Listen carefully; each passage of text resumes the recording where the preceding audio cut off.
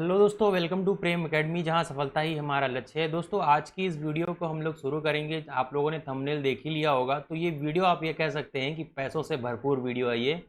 दोस्तों, इस वीडियो में हम लोग जानेंगे कि ये इस फेलोशिप कौन सी है, इसको कौन दे रहा है, इसको चार्जेस क्या देने हैं कोई इस फेलोशिप के लिए, या फिर इस फेलोशिप के लिए कोई एग्ज़ाम भी देना है। ये सारी चीज़ें हम इस वीडियो में जानेंगे।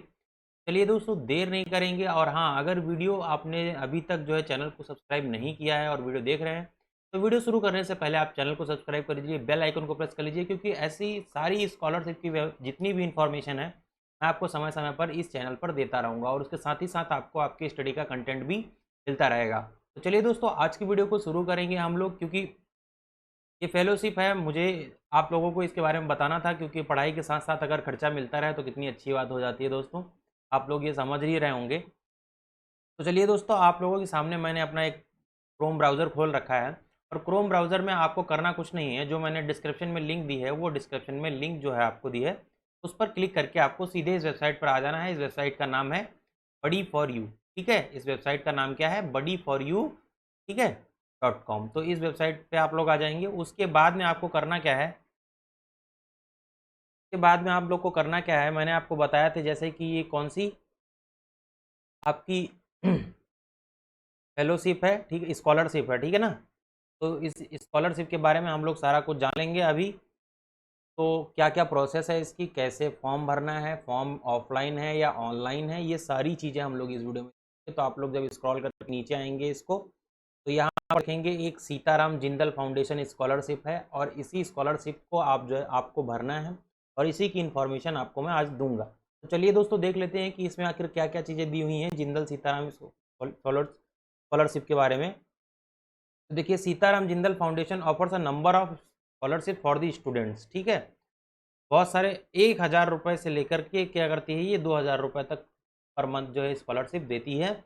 और इसके लिए क्या होना चाहिए? एटलीस्ट 60% मार्क्स होने चाहिए आपके। ठीक है, 60% मार्क्स होने चाहिए। ठीक, तो हमको इसी जो है इसके लिए ही भरना है।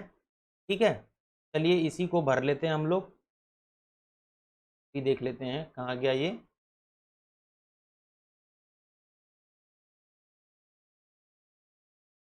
दोस्तों, अगर आप चैनल पे नए हैं तो मैं एक बार फिर से बोल रहा हूँ, आप वीडियो को देखिए पूरा, और चैनल को सब्सक्राइब जरूर कर लीजिए।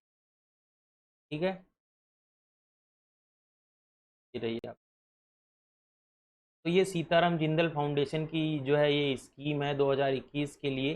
ठीक है, और दोस्तों ये पूरा साल भर खुली रहती है। ठीक है, तो इसमें आप लोग को ये चीज़ यहाँ पर आप लोग देख के घबराइएगा नहीं कि सर ये तो पुरानी स्कीम बता दे रहे हैं आप। ये पुरानी नहीं है। अभी मैं आपको एक चीज़ और दिखा देता हूँ। यहाँ पर आप लोग देखिए, जो डेडलाइन दिया हुआ है वो क्या है? ऑलवेज ओपन का है। ठीक है ना, तो ये पूरे साल स्कीम चलती रहती है, इसको आप कभी भी भर सकते हैं। ठीक है, और जो एलिजिबल कैंडिडेट होंगे उनको जो है ये मिल जाएगी। ठीक है, तो अभी हम देख लेते हैं इसकी डिटेल्स के बारे में। तो डिटेल्स हम लोग देख लेते हैं। देख लीजिए इसके क्या क्या क्राइटेरियाज हैं इसको फिल करने के फॉर्म को। तो पहला है कि स्टूडेंट जो है क्या 11वीं या फिर 12वीं या फिर आईटीआई डिप्लोमा या फिर पोस्ट ग्रेजुएशन की कक्षा में होना चाहिए। ठीक, पहली बात तो ये हो गई एलिजिबिलिटी क्राइटेरिया में कि आपका क्या, आप जो है या तो 11वीं क्लास में पढ़ रहे हो, या तो 12वीं क्लास में पढ़ रहे हो, या फिर आप क्या डिप्लोमा कर रहे हो, आईटीआई कर रहे हो, गवर्नमेंट से कर रहे हैं तो आपको 700 रुपये महीना, और अगर प्राइवेट आईटीआई कर रहे हैं तो आपको 500 रुपये महीने मिलेगा। ठीक है, अभी हम आगे देखेंगे इसकी सारी डिटेल। क्या ग्रेजुएशन कर रहे हो आप? ग्रेजुएशन आपका किसी भी सब्जेक्ट में होना चाहिए, चाहे वो इंजीनियरिंग हो, चाहे वो मेडिकल हो। ठीक है, पोस्ट ग्रेजुएशन चाहे आप एमए कर रहे हो, ठीक है, और चाहे आप एमबीए कर रहे हो, ठीक है, चाहे आप एमकॉम कर रहे हो, तो आपके सारे प्रोजेक्ट पोस्ट ग्रेजुएशन जो है इसके लिए वैलिड हैं। ठीक है, और क्या दिया है? फुलफिल करना चाहिए क्या? Eligibility of percentage of marks. ठीक, तो ये अभी हम देखेंगे। ठीक, उससे पहले हम लोग देख लेते हैं कि इसके अंडर बेनिफिट क्या क्या मिलने वाले हैं। तो इसमें देखिए, क्लास 11th और 12 जो है वो 500 रुपये महीने उनको मिलेंगे, अगर स्कॉलरशिप अप्रूव होती है तो। ठीक, दूसरी चीज़, आईटीआई और डिप्लोमा क्या 500 रुपये महीना ही पाएंगे अगर वो प्राइवेट है, लेकिन अगर गवर्नमेंट है और गवर्नमेंट एडेड कॉलेज से कर रहे हैं तो उनको 700 रुपये पर महीने मिले। दूसरी चीज़, अब अगर बात करें कि ग्रेजुएशन में अगर परसू कर रहे हैं आप लोग, ग्रेजुएशन में अगर परसू कर रहे हैं तो आपको 1,000 रुपये महीने फेलोशिप मिलेगी। यानी अगर मान लीजिए बीटेक कर रहे हैं तो आपको 12 चौक 48, 4 साल का 48,000 रुपये आपको मिलेगा। ठीक है, तो ये हो गया। दूसरी चीज़ है अब परसुइंग पोस्ट ग्रेजुएट, अगर पोस्ट ग्रेजुएट कोर्स कर रहे हैं तो आपको 1200 रुपये महीने मिलेंगे, ठीक है, 1200 रुपये पर मंथ के हिसाब से मिलेगा।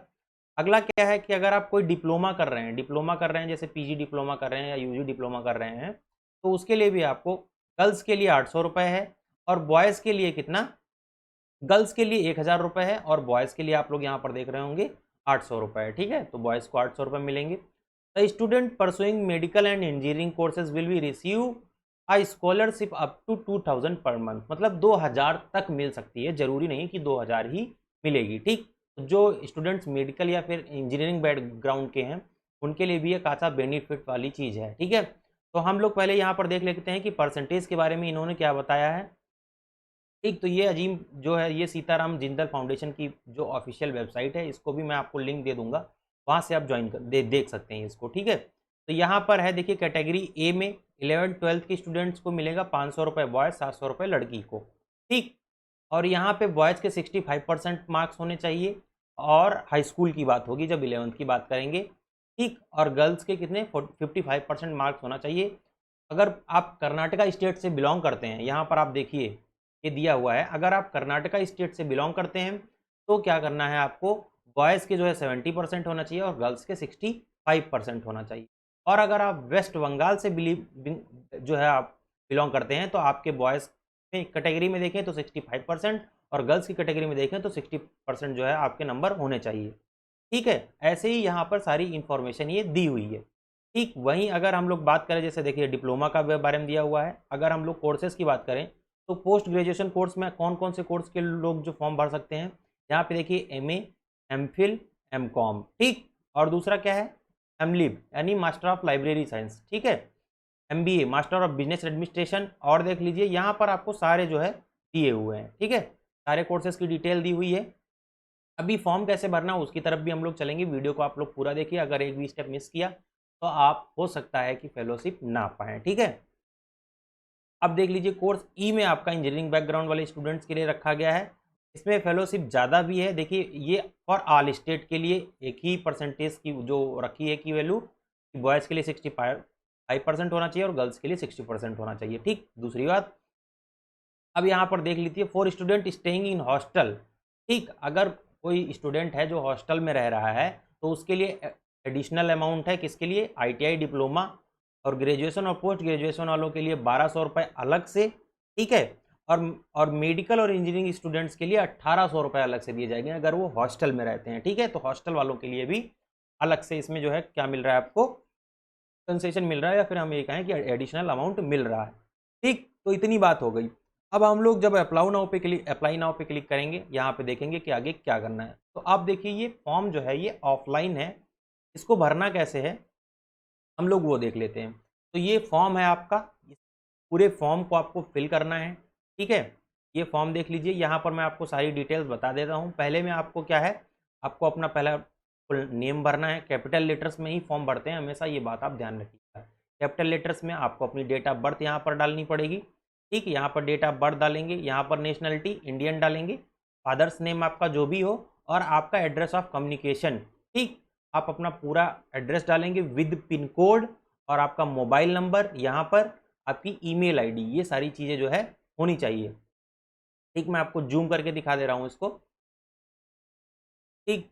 फिर उसके बाद तो मैं ओपन कर लेता हूँ, एक ठीक है, इस फाइल को मैं ओपन कर देता हूँ तो आप लोग को देखने, तो हाँ अब यहाँ पे देख लेंगे, ठीक। तो यहाँ पे आप लोग को फॉर्म क्लियर दिख रहा होगा, ठीक। अब यहाँ पर पूछा है कि अगर आप फिजिकली हैंडीकैप्ड हैं, ठीक है, विडो हैं या फिर वार्ड एक्समैन है, ठीक, एक्स सर्विसमैन है तो वो भी आपको क्लियर करना है। फादर का ऑक्यूपेशन क्या है, यानी क्या क्या व्यवसाय करते हैं, वो आपको क्लियर करना है। और वो यहाँ पर आपकी इनकम कितनी होनी चाहिए वो भी भरना है, जैसे